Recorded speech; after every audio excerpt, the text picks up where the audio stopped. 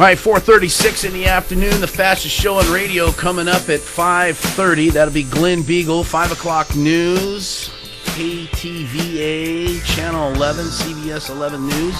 All right, Wayne Anthony Ross. War is my guest. 4:36 in the afternoon. 41 degrees. K2 called in. Held through the break so kindly. K2, what's up, dog? I'm good, my friend. How are you? I'm good. Mr. Wayne Anthony Ross, how are you? Just great. You know, I think we have a mutual friend, and her first name is Maeve. Oh, God bless her. She's my boy's godmother. Yes, I knew that. She was my in-court clerk many years ago. Wonderful lady. She was my neighbor until she moved down to South Anchorage with all those South Anchoragites. Yeah. Anyway, the reason for my call was I was calling to invite you to go with a bunch of other a bunch of soldiers and airmen from the local bases to the Armed Forces Combat Fishing Tournament, the third annual tournament. So rather than get a yes or a no on the air, I'll let you have Eddie give you my phone number, and if you'd honor us with your presence, we'd love to have you come down there and spend a day with some true American heroes. That would be great. I have a boy that's a major in the Marine Corps that's been to Iraq 3 times, and he's teaching military history at the Naval Academy right now. Oh, he'd be interesting to talk to. Yeah. All right, K2. Eddie will give you the number. I'll pass his phone number on to War, and we'll go from there. Thank you so much, K2. 274-5297. If you're outside the area, it's 866-610-KBYR, 866-610-5297. And again, if you're here in town, 274-5297, taking calls for Wayne Anthony Ross.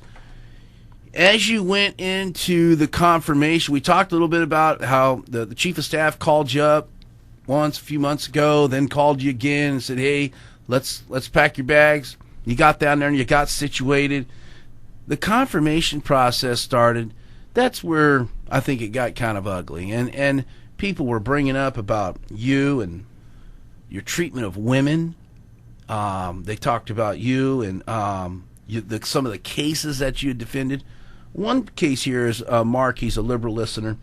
He called in, the fact that the day you were announced that you were appointed, called in and chastised you about a gentleman you defended down in Kenai who threw water, I believe, on some liberal protesters, some war protesters.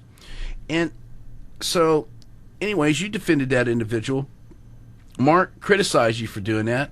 Mark called here the day when we found out that you were not confirmed and said, and I asked him, I said, well, Mark, isn't everybody entitled to a defense? And he said, yeah, absolutely. Yeah, everybody's entitled to a defense. I said, except for if that attorney wants to be attorney general someday or seek higher office.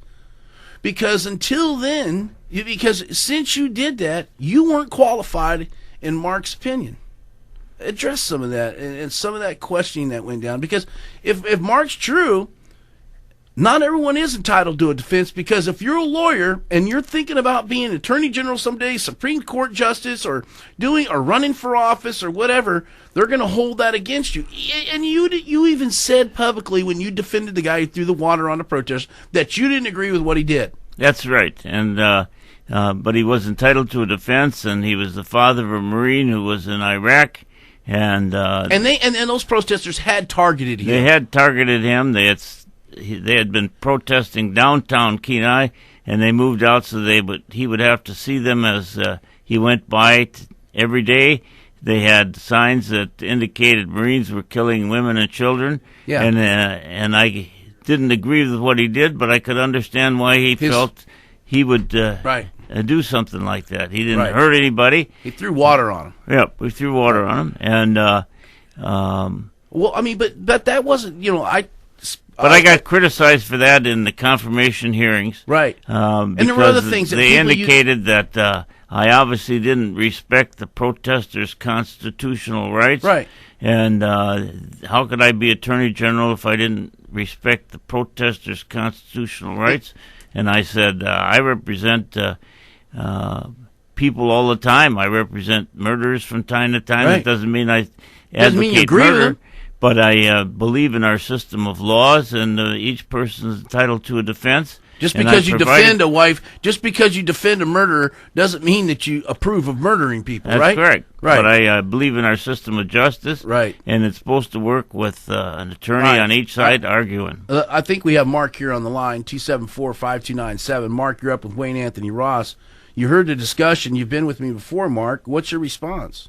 Well, what I'm saying, you've mischaracterized what my position was, and my position was that absolutely everyone has a right to a defense, but the fact that Mr. Ross specifically said, I'm doing this pro bono, he did it for political reasons to say, look, I'm defending this father of a soldier, and he thought it was going to be good for him politically, and when it comes and bites him in the butt later on... You thought it was... So you're now reading Mr. Ross's mind, right? Because he's not... defending free speech, and as an attorney general, he would have been in a position where he has to defend the rights of free speech for all Alaskans when that was specifically a case he chose to use as a political statement to represent this guy who specifically infringed upon. All right, hey, Mark, you got any kids that are soldiers? You got any kids that have served? I hope to never have one as a soldier, because it seems like every war that we get into is for the wrong reasons. It's not for defending freedom. It's not for defending liberty. It's for expanding markets. It's for stealing oil from other people. It's for... Is there ever a war that the United States participated in, Mark, that you agree with? Maybe World War II, although there's arguments about that as well. Would you have volunteered yourself to go? I wasn't around in 1941. I didn't ask you that. Would you have volunteered yourself to go, sir? I don't know. Yeah. No, I don't think I would have. I know you wouldn't have. You know, that's a pretty despicable thing to say. Well, actually, if you ever have a kid in the service, Mark, you'll understand that you get involved in cases like that from time to time, not for political reasons. You get involved in those because you understand the grief that a father or mother has and the concerns that they have when their kid is overseas, defending the freedoms that you're using now to make ridiculous statements. Well, the argument is always that you're defending my freedoms, and yet you're specifically taking on a case where they're taking away those supposed freedoms that they're defending.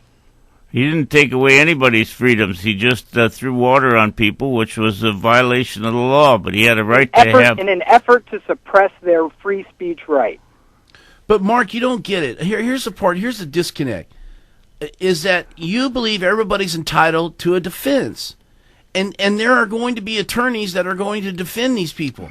And for whatever reason that you may contrive in your mind that Mr. Ross may have defended him for is irrelevant, man. The issue is that everybody's entitled to a defense in America.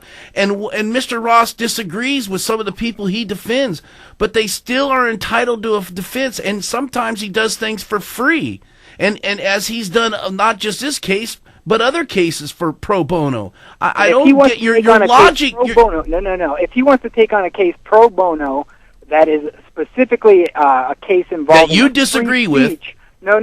Specifically a free speech case, right, and then he tries to become an attorney general, that's a big problem. It's kind of like the homosexual deal, as Ward just talked about, down there with the Miss America, Miss USA, right? You know, as long as you don't talk bad, as long as you don't disagree with homosexuals, then you can be Miss America or Miss USA, right? Same premise. I didn't hear that part of the conversation. Yeah, well, anyways, tune into the news and you'll understand what I'm talking about.